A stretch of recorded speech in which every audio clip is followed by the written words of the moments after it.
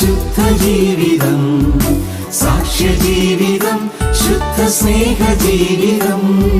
സാക്ഷ്യജീവിതം, പരിശുദ്ധ ജീവിതം, സാക്ഷ്യജീവിതം, ശുദ്ധ സ്നേഹജീവിതം.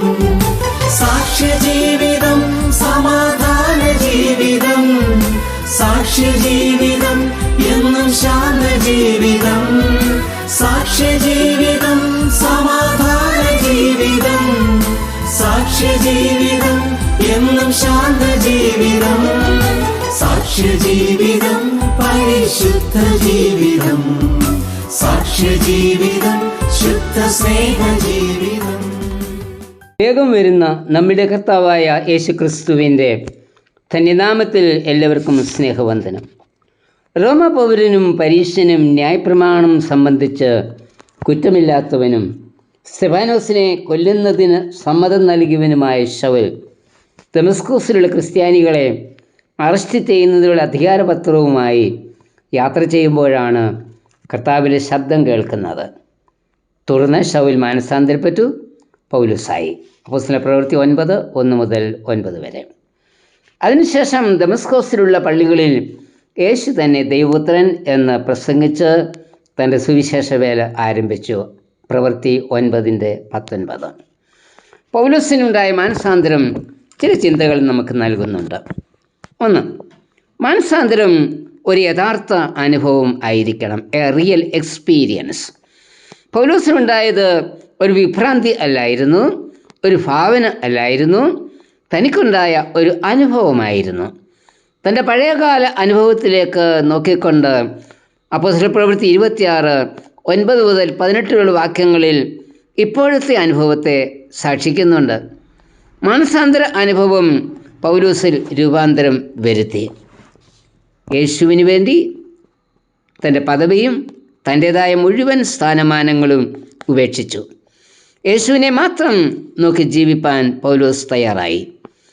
പൗലോസിനുണ്ടായതുപോലെ അല്ലെങ്കിലും വിവിധ സാഹചര്യങ്ങളിൽ വിളി നമുക്ക് ലഭിച്ചിട്ടുണ്ട്.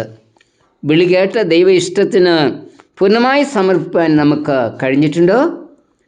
വിളി കേട്ട ശൗമേൽ പറഞ്ഞു, അരുളി ചെയ്യണമേ, അടിയൻ കേൾക്കുന്നു. ദൈവവിളി വെറും അറിവല്ല, അത് അനുഭവമായിരിക്കണം. ദൈവവിളി അനുഭവമാക്കാതെ പ്രതിസന്ധികളെ തരണം ചെയ്യുവാൻ നമുക്ക് കഴിയില്ല.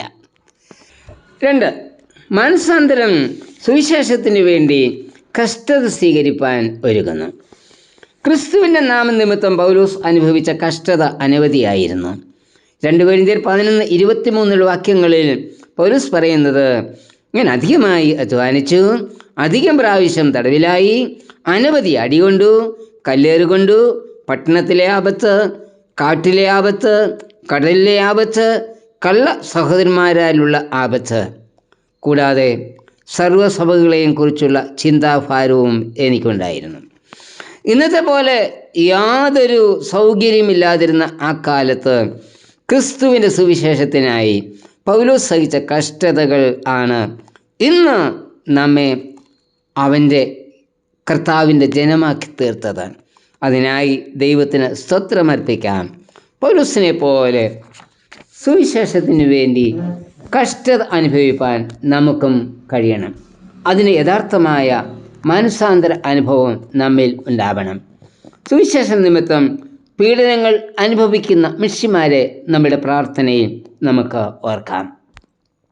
3, മാനസാന്തരം സുവിശേഷത്തിൻ്റെ വളർച്ചയ്ക്ക് കാരണമാകുന്നു.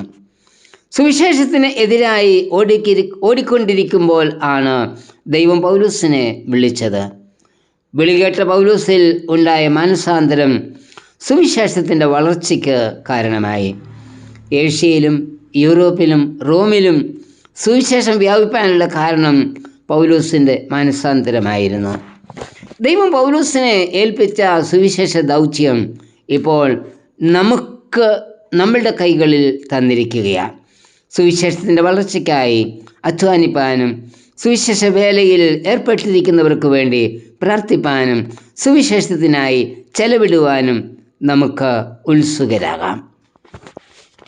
4, മാനസാന്തര അനുഭവം നിത്യജീവൻ അനുഭവമാക്കും എന്ന നിശ്ചയം ഉളവാക്കുന്നു. പൗലോസ് പറയുന്നത്, ഞാൻ നല്ല പോർ പൊരുതു, ഓട്ടം തികച്ചു, വിശ്വാസം കാത്തു, ഇനി നീതിയുടെ കിരീടം എനിക്കായി വച്ചിരിക്കുന്നു. അത് നീതിയുള്ള ന്യായാധിപതിയായ കർത്താവ് ആ ദിവസത്തിൽ എനിക്ക് തരും. എനിക്ക് മാത്രമല്ല, അവൻ്റെ പ്രത്യക്ഷതയിൽ പ്രിയം വച്ച എല്ലാവർക്കും തന്നെ. 2 തീമോഥെയോസ് 4:7-8 വാക്യങ്ങൾ. മാനസാന്തര അനുഭവത്തിലേക്ക് വരുന്നതിന് മുൻപ് നിത്യജീവനെക്കുറിച്ചുള്ള ചിന്ത പൗലോസിൽ ഇല്ലായിരുന്നു. എന്നാൽ മാനസാന്തര അനുഭവം നിത്യജീവനെക്കുറിച്ചുള്ള നിശ്ചയം പൗലോസിൽ ഉളവാക്കി. പൗലോസ് പറയുന്നത്, നിത്യജീവൻ്റെ അനുഭവം എനിക്ക് ലഭിക്കും. എനിക്ക് മാത്രമല്ല, മാനസാന്തരപ്പെടുകയും കർത്താവിൻ്റെ വരവിൽ പ്രത്യാശ വയ്ക്കുകയും ചെയ്യുന്ന എല്ലാവർക്കും ലഭിക്കും. നമ്മുടെ ഓട്ടവും അധ്വാനവും വൃഥ ആവാൻ പാടില്ല. ഞാനിപ്പോൾ ഓടുന്നതും അധ്വാനിക്കുന്നതും കർത്താവിൻ്റെ പുനരാഗമന നാളിൽ ലഭിക്കുന്ന നിത്യജീവൻ പ്രാപിക്കുന്നതിന് വേണ്ടിയാണ് എന്ന നിശ്ചയം നമ്മിൽ ഉണ്ടാവണം. പൗലോസ് ഉണ്ടായതുപോലെയുള്ള മാനസാന്തര അനുഭവം നമുക്കും ആവശ്യമല്ലേ? മാനസാന്തരം വാക്കുകളിൽ അല്ല, അനുഭവം ആകണം. നമ്മിലുണ്ടാകുന്ന മാനസാന്തരം സാക്ഷ്യമാകണം.